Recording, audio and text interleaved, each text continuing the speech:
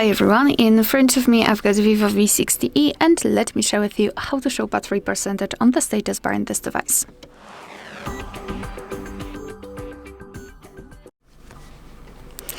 So let's begin with opening the settings, and here we have to scroll down to find the battery. Then let's go and find this option battery style and percentage, and as you can see here we've got two sections which are connected separately with the style and the percentage. And basically the percentage strongly depends on the battery style. And let me explain. Right now we've got the vertical option, which is right here.